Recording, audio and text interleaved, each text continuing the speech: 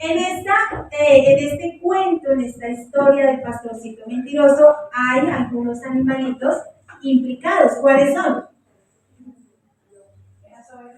Las ovejas, el lobo, ¿cierto? Entonces, el pastorcito estaba cuidando sus ovejas y un día se aburrió de estar allá en la loma cuidando sus ovejitas.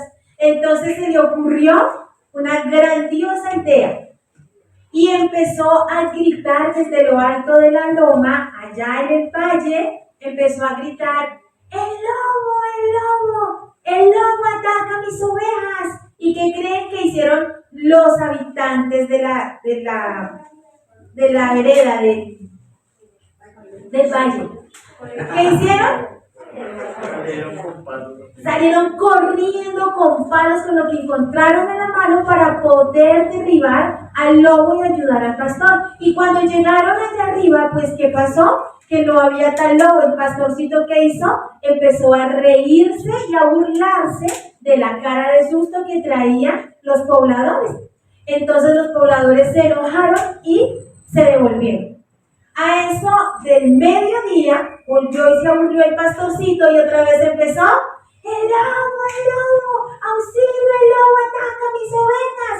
Y todos los pobladores volvieron a subir para ayudar al pastorcito. Y el pastorcito se enjuagó de la risa viendo la cara de los pobladores. Los pobladores se enojaron demasiado y le dijeron: no hagas eso, si no viene el lobo no grites, porque nosotros salimos corriendo en tropel, pero no hay tal cosa como un lobo, no hagas eso. Y se devolvieron. Al anochecer, ya entrada la tarde, casi sobre la noche, apareció el lobo. Y cogió el lobo, empezó a atacar las ovejas. ¿Y qué hizo el pastor?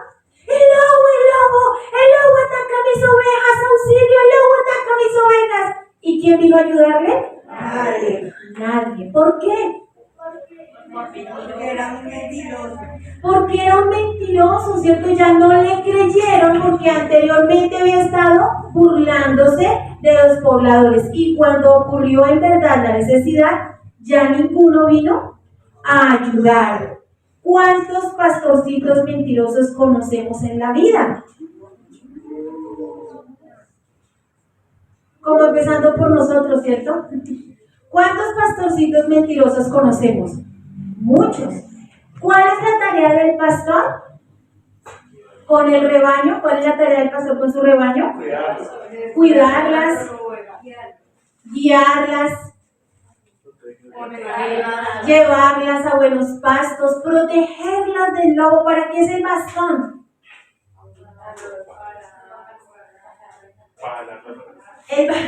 El bastón tiene una curvatura arriba y abajo es un palo recto. Entonces con el palo recto casca el lobo para que no se lleve sus ovejas, y con la curvatura entonces agarra por el cuello a sus ovejitas para que mantengan alineadas. Esa es la función del pastor, cuidar su rebaño, no ponerse a burlarse de los pobladores.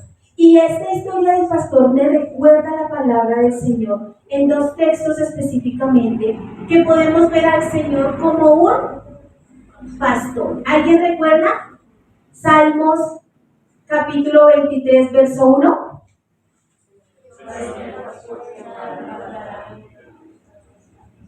El Señor es mi pastor y nada me faltará.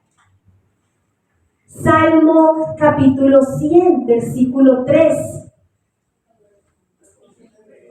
Reconocer que Jehová es Dios. Él nos hizo y no nosotros a nosotros mismos. Pueblo suyo somos, ovejas de su prado. Entonces, nosotros somos las ovejas, ¿cierto? ¿Y quién es el pastor? Dios, el Señor es mi pastor. Dígaselo al que tiene al lado. El Señor es mi pastor. Despiértelo. Dígale: oye, el Señor es mi pastor. Y si le dice mío, no, es mío, mi pastor. Mi pastor, el Señor es mi pastor y nada me faltará. Entonces, como ovejas del rebaño, a nosotros nos competen algunas acciones que vamos a estar viendo a través del libro de Juan en el capítulo 3, y vamos a iniciar haciendo una división de este texto y vamos a leer desde el versículo 7 hasta el versículo 10. Juan capítulo 10, versículo 7 al versículo 10, como dice, volvió pues Juan a decir, Jesús a decirles, de cierto os digo, de cierto os digo, yo soy la puerta de las ovejas. Todos los que antes de mí vinieron, ladrones son y salteadores, pero no los oyeron las ovejas. Yo soy la puerta, vuelve a afirmar el Señor. El que por mí entrare será salvo, y entrará y saldrá y hallará pastos. El ladrón no viene sino para hurtar y matar y destruir. Yo he venido para que tengan vida y para que la tengan en abundancia. ¿Cuántas veces el Señor está diciendo yo soy la puerta ahí en ese texto? 2 veces, ¿cierto? Afirma, yo soy la puerta. Entonces resulta que si nosotros vemos allí en Juan capítulo 9, un capítulo antes, el Señor está hablando, o Juan nos está relatando la historia de un ciego de nacimiento, ¿sí? Este ciego estaba allí en la puerta del templo siempre pidiendo limosna, y el Señor se acerca a él y lo ve con misericordia, escupe en el suelo, en la tierra, y hace barro, unta sus ojos, ¿cierto? Y lo sana. Entonces, cuando los discípulos lo vieron, le habían hecho anteriormente la pregunta, Señor, ¿quién pecó, este o sus padres para que él fuera ciego? El Señor dice, ni este ni sus padres. El Señor lo hizo así para su gloria. Para su gloria el Señor lo hizo así. Pero llevaba muchos años allí pidiendo limosna y no era socorrido de la manera que debía ser cuidado por los que en ese momento eran los pastores, que eran los líderes, los sacerdotes, ¿cierto? Los escribas y los fariseos que tenían un emporio o habían hecho un emporio a través de la religión, a través de la ley. Porque resulta que a Jesús se le ocurrió sanar a este hombre en un día de reposo, ¿cierto? ¿Qué dice el cuarto mandamiento? ¿Cómo dice el cuarto mandamiento?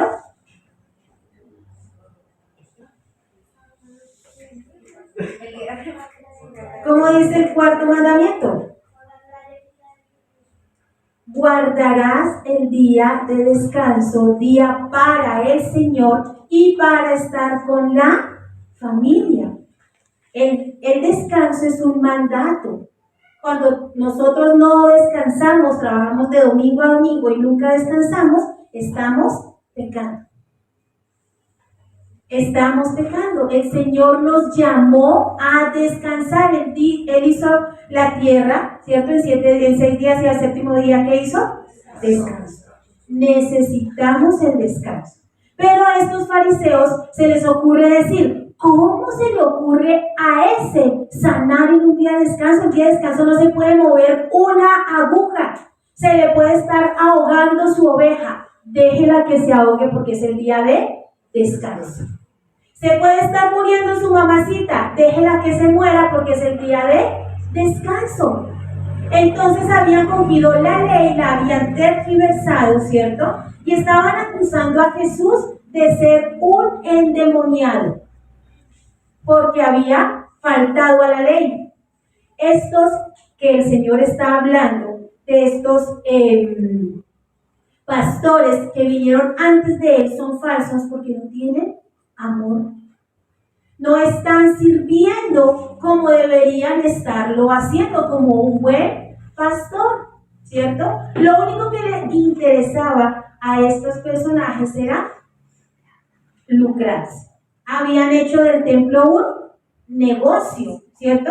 Las personas traían sus ofrendas, que eran los animalitos, pero los sacerdotes no los sacrificaban, sino le decían, sí, déjelo ahí, déjelo que nosotros le hacemos su sacrificio, vaya tranquilo que el Señor lo perdona.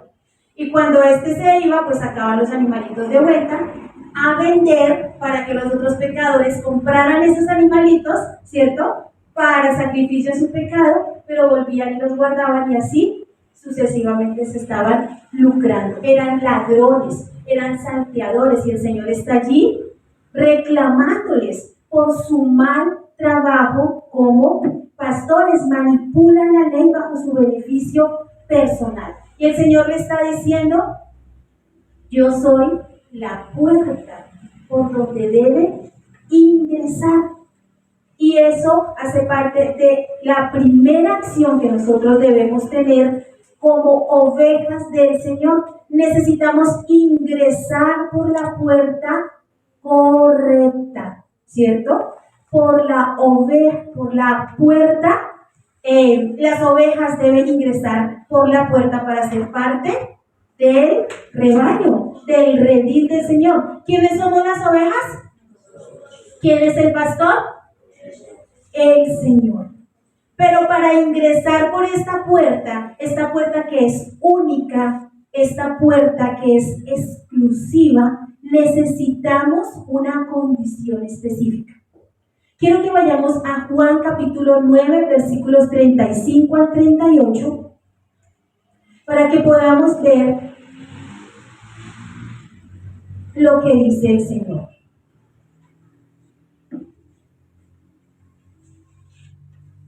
Juan capítulo 9,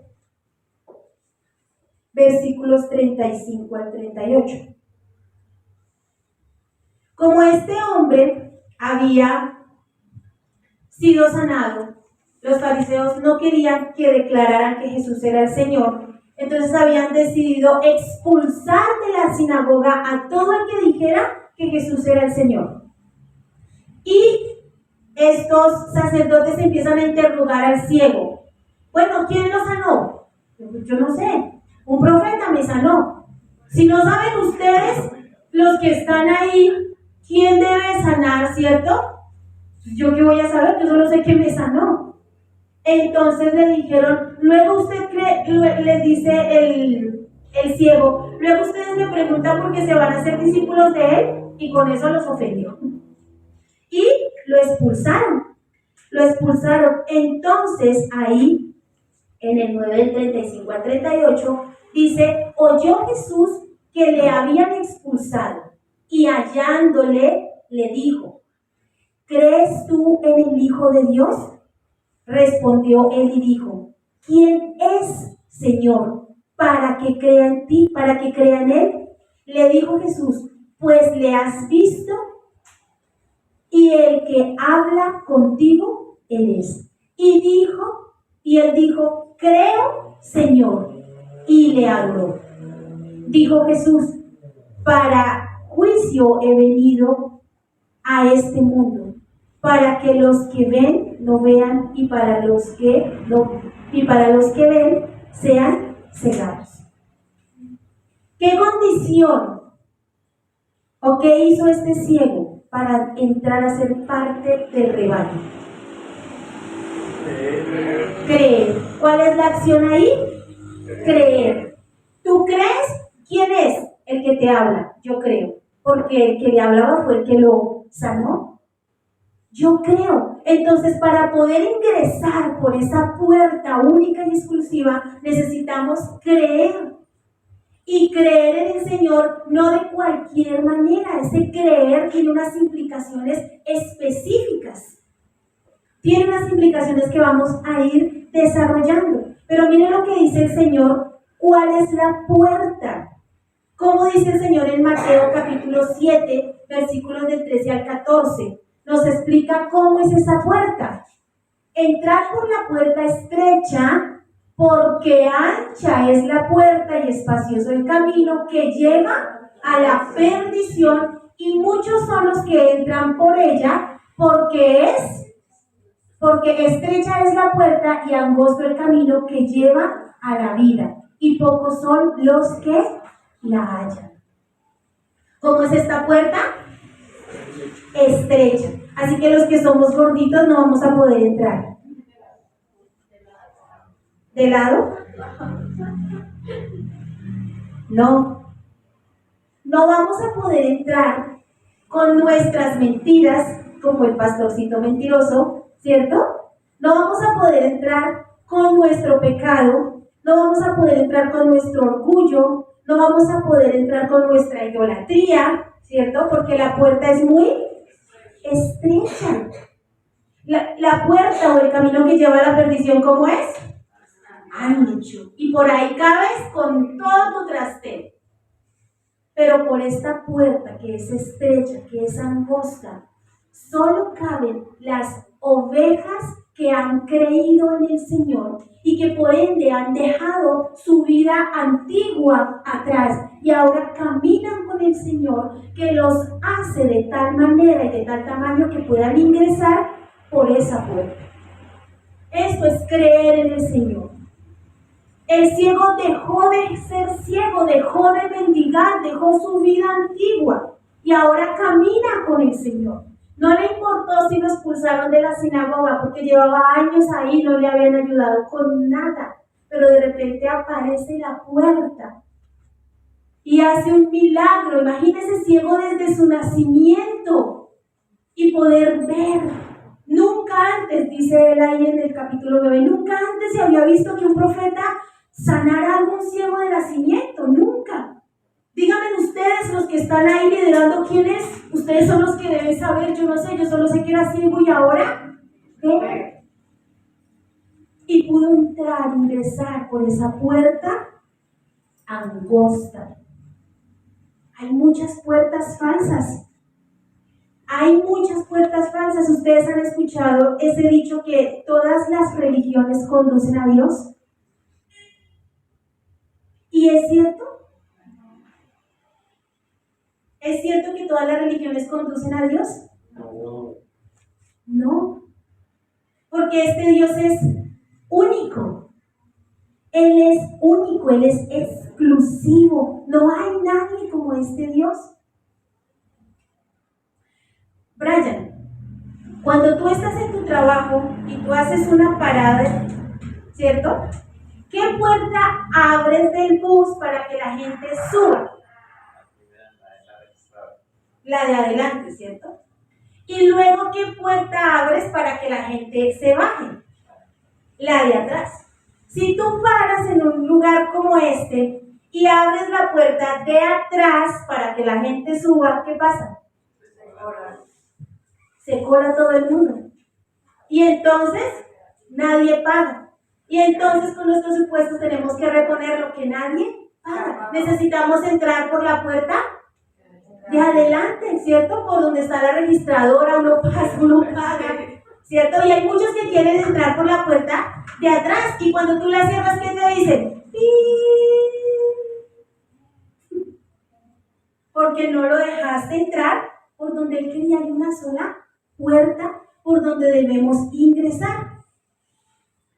Y estas puertas falsas que se presentan en el mundo o en la vida diaria, ellas buscan disfrazarse de bienestar para nuestras necesidades y nuestras necesidades que son completamente legítimas. ¿Estudiar es una necesidad legítima del ser humano? ¿Trabajar? ¿Tener salud? ¿Cierto? ¿Relacionarse con otros es una necesidad legítima? Tener una relación sentimental, amorosa, ¿es una necesidad legítima del ser humano? Obvio, ¿cierto? ¿Quién nos hizo así? El Señor. Pero el mundo nos ofrece un bienestar a través de estas muchas puertas que se van apareciendo y hacen como si fuera la verdadera puerta.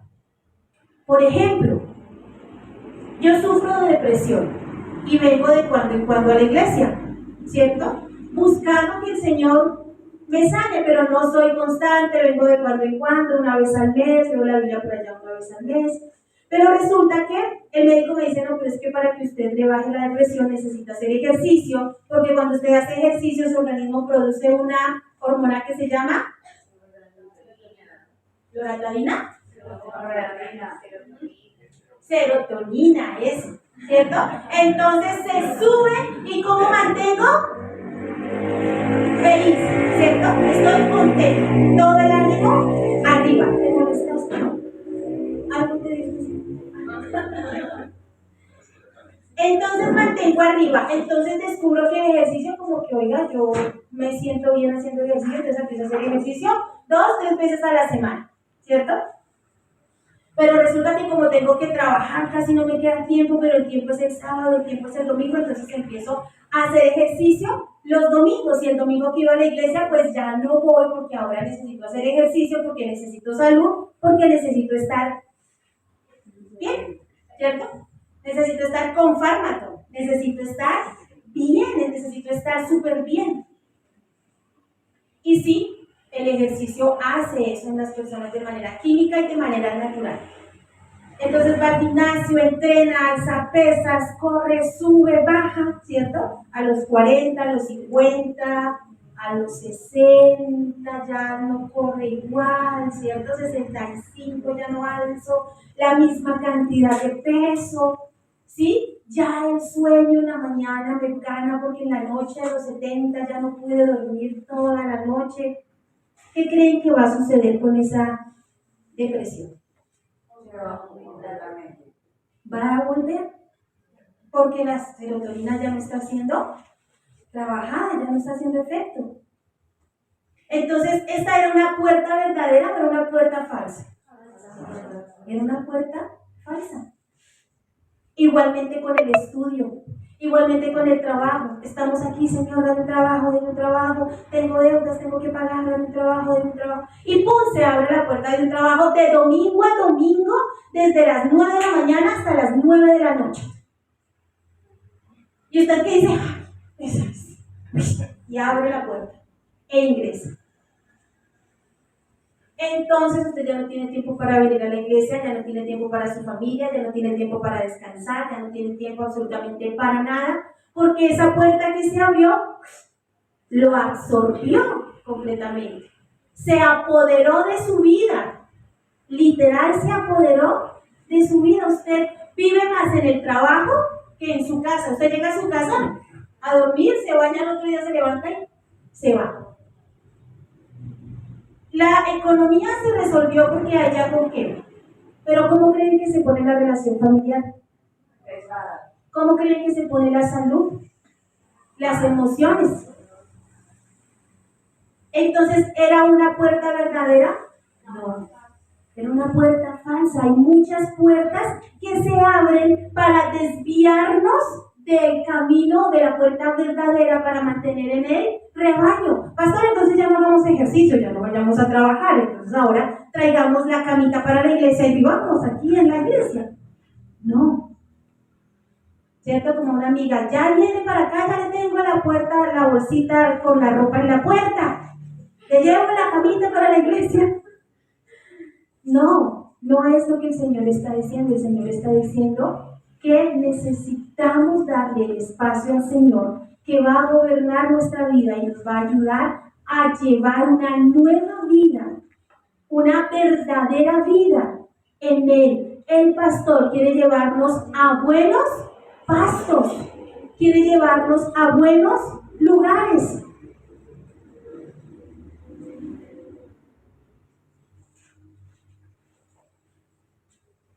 Necesitamos ingresar por la puerta correcta. ¿Cuál es la puerta que estás usando? ¿Qué puertas estás abriendo?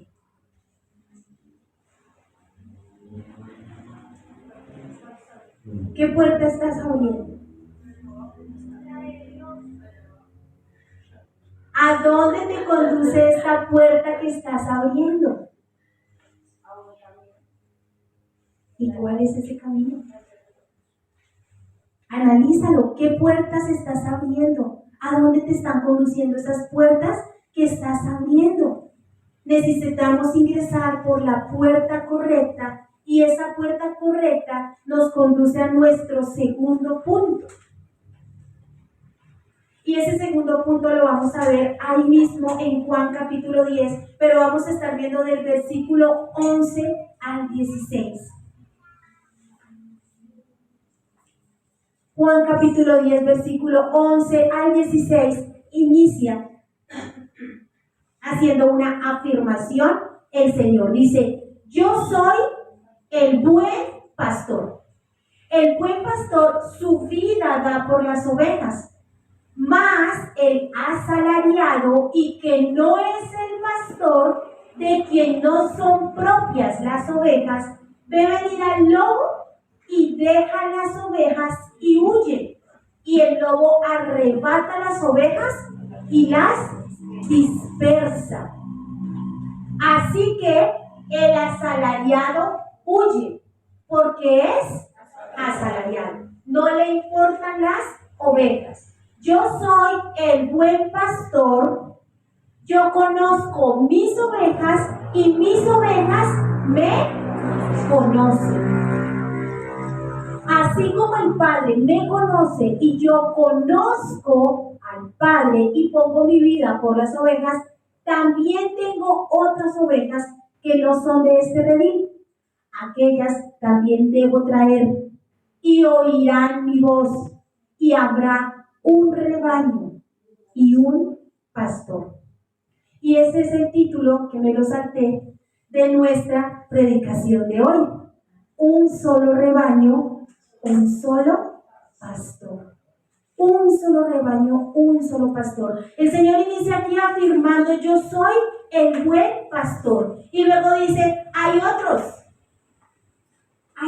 pastores, pero estos pastores son asalariados. No son dueños de las ovejas. No conocen a las ovejas, ni mis ovejas los conocen. ¿Sí? No son del asalariado. El lobo viene y las arrebata y el asalariado, ¿qué hace? Huye. ¿Por qué? Porque no le importan.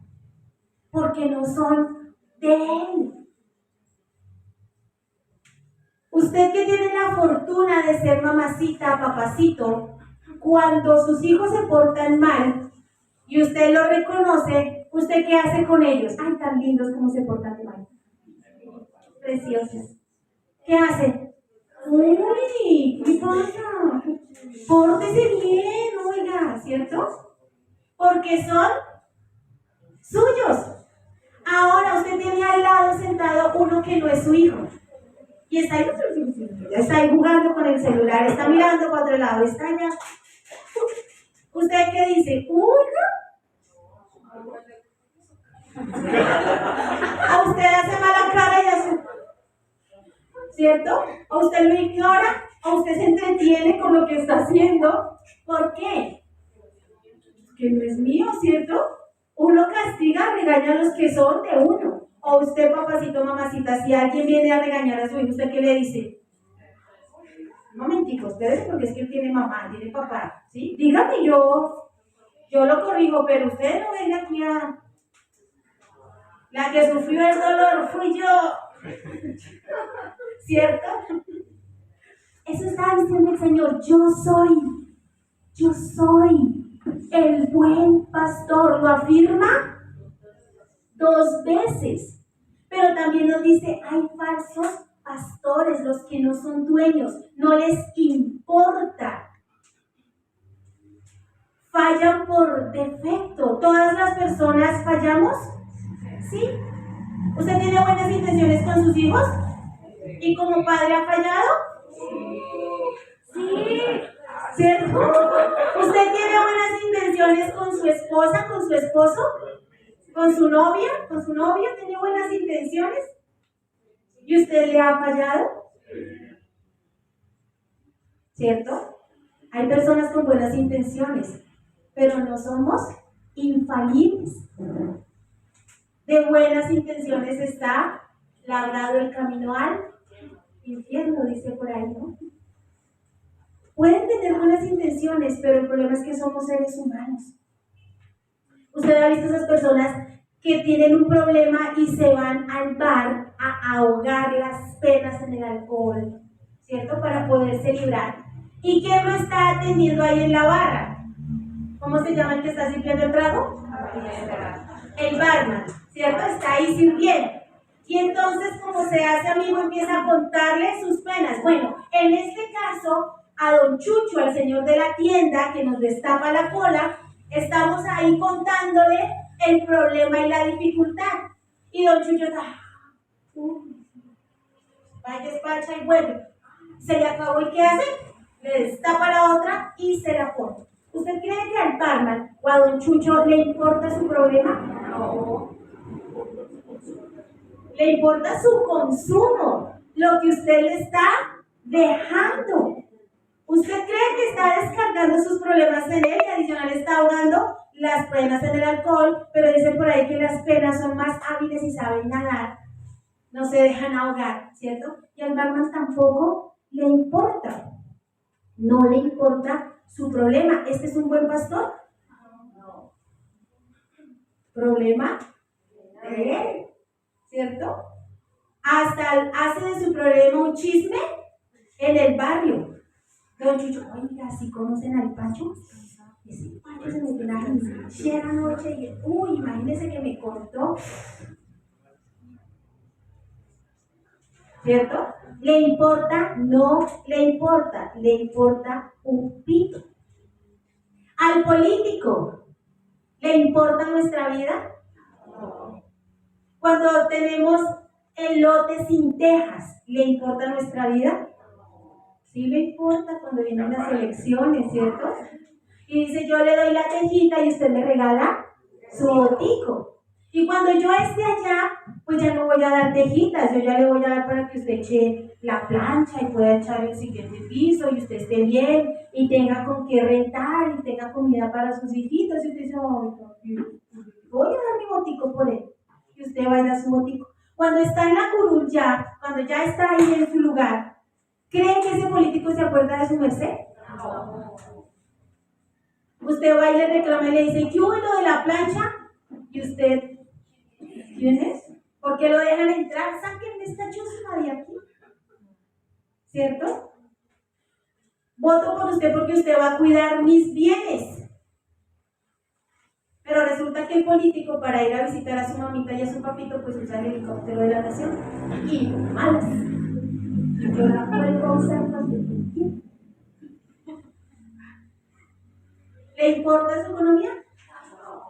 ¿Cuida su presupuesto?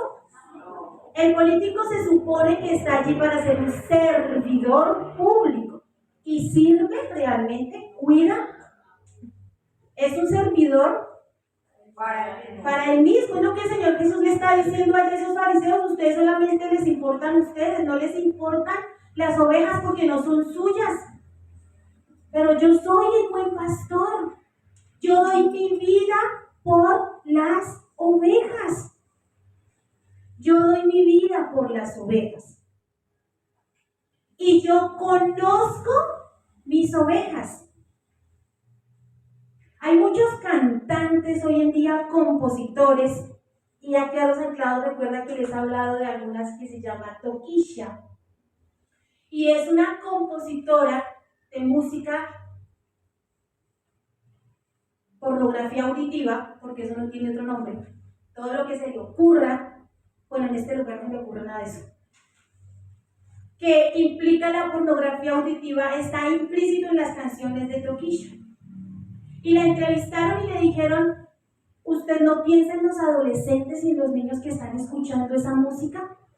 Usted los está incitando a que tengan una vida promiscua. Y ella dijo, ese no es mi problema. Yo hago la música para el que la quiera escuchar y para que el que quiera disfrutarla, la disfrute. El problema es de los papás que dejan escuchar a sus chicos esa música. Ese no es mi problema. Entonces resulta que el compositor, el cantante, está cantando, componiendo letras y canciones pensando en usted o pensando en mí. ¿Está pensando en qué? Las mujeres, ¿ya no lloran las mujeres? Factura, de memoria. ¿cierto? Lo único que le interesa es facturar. El resto, si usted se ahoga en el alcohol con esta canción cortavenas, eso no es mi problema. Mi problema es que la disquera me consigne a mí mensualmente mi chequecito, perdón. No le importa porque no son el buen pastor. No nos conocen. No les importamos. Al único que le importamos es al buen pastor que nos conoce. Miremos allí Salmo, capítulo 139, versículos del 1 al 4. ¿De qué manera el Señor nos conoce? Oh Jehová, tú me has examinado y conocido. Tú has conocido mi sentarme y mi levantarme. Has entendido desde lejos mis pensamientos. Has escudriñado mi andar y mi reposo. Todos mis caminos te son conocidos. Pues aún no estaba la palabra en mi lengua y he aquí, oh Jehová, tú la sabes toda. Siguiente, David. Salmo 139, del 13 al 17. Tú formaste mis entrañas, me hiciste en el vientre de mi madre. Te alabaré porque formidables y maravillosas son tus obras. Estoy maravillado y mi alma lo sabe muy bien. No fue encubierto de ti mi cuerpo, aunque en oculto fui formado y entretejido en lo más profundo de la tierra. Mi embrión vieron tus ojos y en tu libro estaban escritas todas aquellas cosas que fueron luego formadas sin faltar ni una de ellas. Cuán preciosos, Dios, me son tus pensamientos, cuán grande es la suma de todos ellos. Antes de que fuésemos formados en el vientre de nuestra madre, el Señor ya nos conocía. Antes de que naciéramos, cada uno de nuestros días estaban escritos. El Señor ya nos conoce de antemano. Si dormimos, si nos levantamos, no ha salido la palabra de la boca y el Señor ya sabe lo que vamos a decir. El Señor conoce nuestros pensamientos. Pensamos que hacemos las cosas a lo oscuro, a lo oculto, pero el Señor en lo oculto está con nosotros. Orábamos hace 8 días, ¿a dónde me huiré de tu presencia? Si fuera lo más oscuro, la oscuridad para ti es como la luz, como el mediodía. El Señor nos conoce a perfección, nos conoce más de lo que nosotros mismos nos conocemos. Por eso Él nos cuida, porque sabe que somos ovejitas ciegas, ¿cierto? Que se enredan fácilmente, que balan cuando se pierden, cuando tienen hambre, y que si se caen y queda mucho tiempo patas arriba, ¿qué pasa con la ovejita? Se muere. Si la ovejita cae patas arriba y dura más de, no recuerdo cuánto tiempo, se ahoga ella misma, ¿sí? Necesitamos a este buen pastor. El Señor nos conoce. Mira lo que dice Juan capítulo 17, versículo 3. Y esta es la vida eterna, que te conozcan a ti, el único Dios verdadero, y a Jesucristo a quien has enviado. ¿Cómo vamos a obtener esa vida eterna después de que ingresamos por la puerta y el buen pastor nos pastorea? Entonces vamos a entrar en esa vida eterna porque conocemos al pastor. Necesitamos conocer íntimamente al pastor como Él nos conoce. ¿Y cómo creen que vamos a conocer al buen pastor?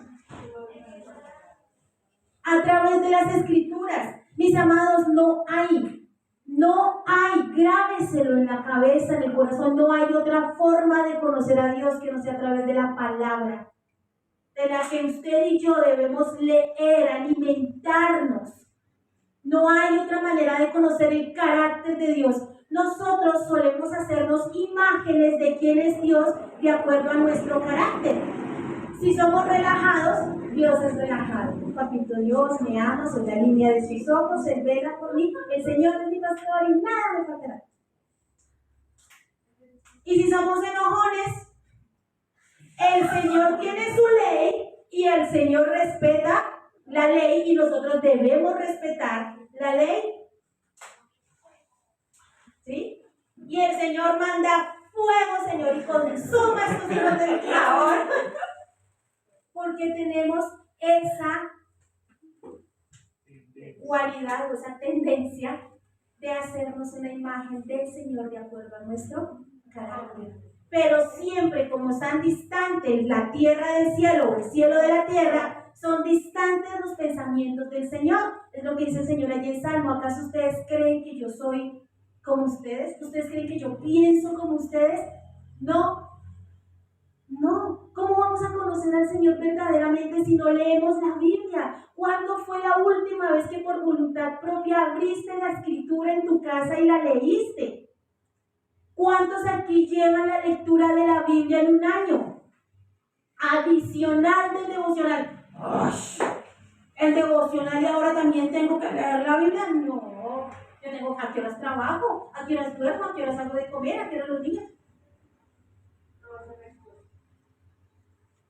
Necesitamos consumir la palabra del Señor para conocer el carácter del Señor y alcanzar esta vida eterna.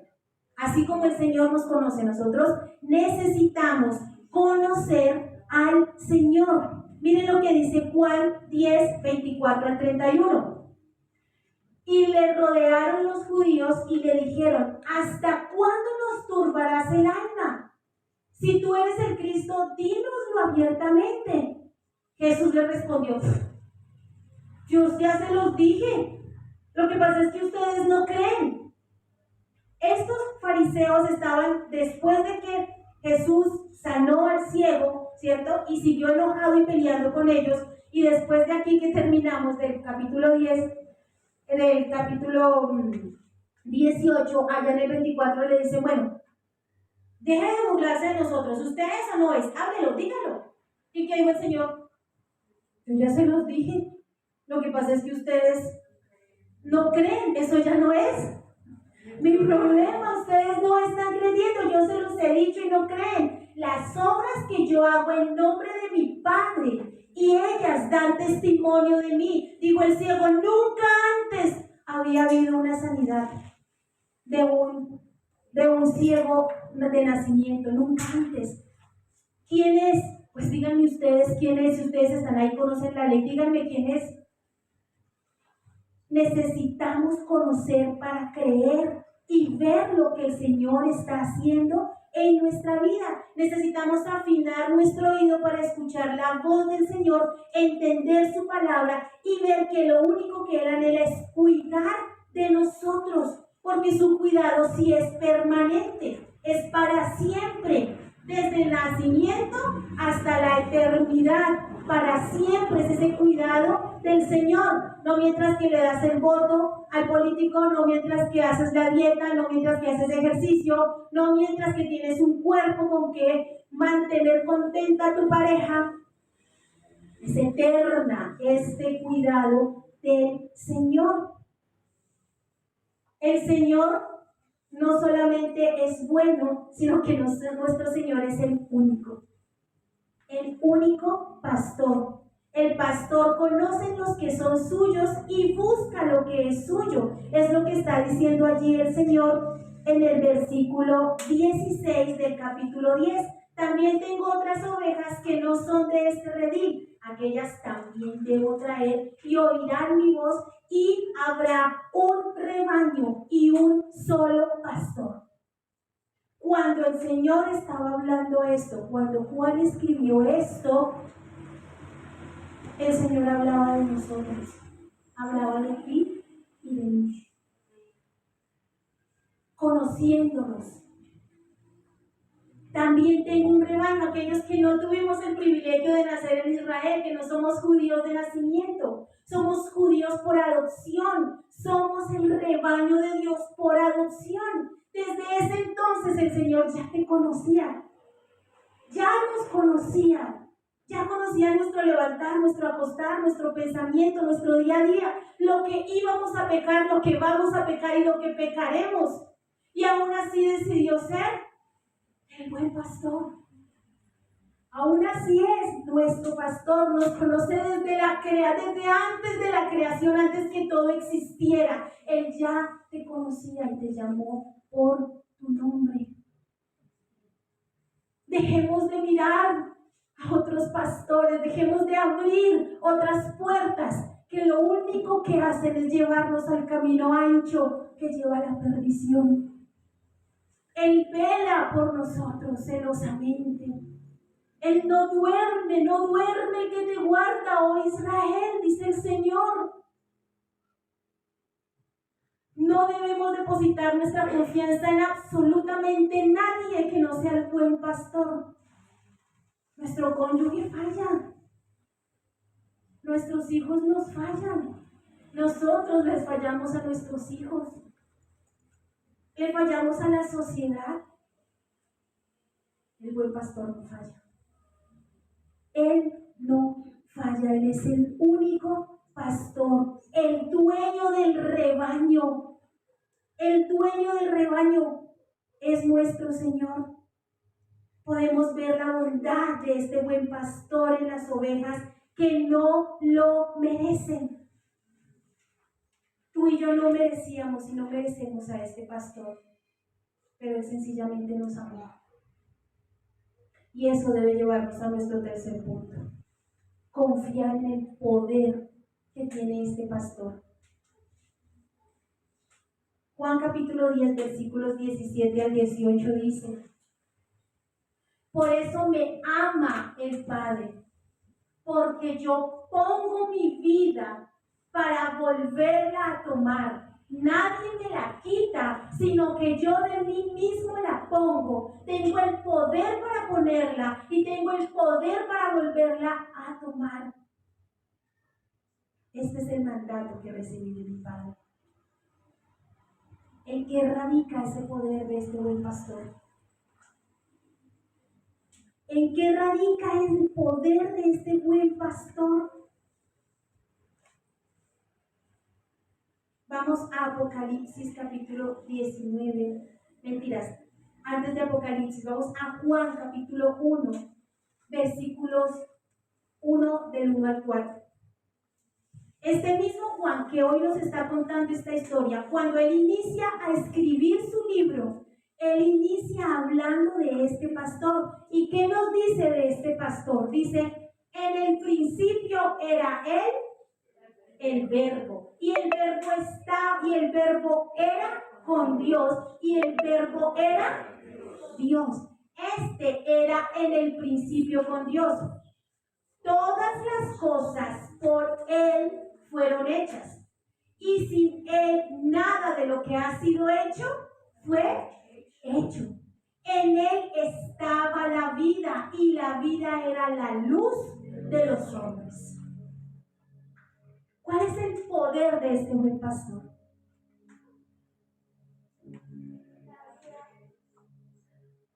¿Cuál es el poder de este buen pastor? Díganmelo ustedes que lo están leyendo. Era y es Dios. ¿Desde cuándo? Desde el principio. Todas las cosas por Él fueron hechas. A mí nadie me quita la vida. El buen pastor no simplemente es el mártir que se entregó con un palito tratando de darle al diablo para defender tu vida y la mía. No, el buen pastor nos defendió con la cruz. Se montó en una cruz por voluntad propia. Por eso el Padre lo ama, porque fue obediente y obediente hasta la muerte y muerte de cruz. Conociendo el desprecio que sientes por el Señor hoy, dio su vida en el Calvario. No te defendió con un palito, se montó en una cruz de madera por ti y por mí. Porque Él tiene el poder de entregar su vida, pero tiene el poder de volverla a tomar. ¿Quién nos creó? Dios nos creó a nosotros, no nosotros a nosotros mismos. Nos creó, nos pervertimos, nos perdimos y aún así, en obediencia y en autoridad, hoy viene a una cruz para volver a comprar lo que ya le pertenecía por derecho propio. Ya le pertenecíamos desde el principio. Yo tengo otras ovejas que tengo que traer y ellas van a venir porque va a haber un solo pastor, un solo rebaño. En eso radica el poder de este buen pastor. ¿Cuál es la desconfianza del Señor? ¿Cuál es la desconfianza a este Señor que lo dio todo, siendo el dueño, lo entregó para volver a retomar lo que le pertenece por derecho propio? ¿Cuál es la duda? ¿Cuál es la inconstancia? ¿Cuál es el desapego? ¿Cuál es el querer hacer nuestra vida a nuestra manera? Si es que Él es el buen pastor que da su vida por las ovejas. ¿Por qué quieres abrir otras puertas? ¿Por qué quieres coger otro camino? ¿Por qué quieres que otros gobiernen tu vida? ¿Por qué? Si Él ya lo dio todo, ya lo hizo. Desde el principio escribió Juan. En el principio era Apocalipsis. Apocalipsis 19:11. Entonces vi el cielo abierto y he aquí un caballo blanco el que lo montaba se llamaba Fiel y Verdadero, y con justicia juzga y pelea. Sus ojos eran como llama de fuego y había en su cabeza muchas diademas y tenía un nombre escrito que ninguno conoce sino él mismo. Siguiente la Biblia. Estaba vestido de una ropa teñida en sangre y su nombre es el Verbo de Dios. En el principio era el Verbo y en el final es el Verbo. Sin Él nada de lo que ha sido hecho fue hecho. Por Él y para Él fueron hechas todas las cosas. Tú y yo fuimos hechas por Él y para Él. Le pertenecemos. Nos compró. Le pertenecemos. Dio su vida. Sin importar lo que hayas hecho. Sin importarle lo que vas a hacer. Porque este es el buen pastor. Yo soy el buen pastor y mi vida doy por las ovejas. Nadie me la quita, yo la pongo porque puedo volverla a tomar. En eso radica el poder y por eso debemos confiar en el poder de este buen pastor. Él no simplemente fue una víctima de nuestro pecado. Él fue por voluntad propia. Se entregó y se entregó al gobierno de su Padre por voluntad propia. Por eso el Padre lo ama.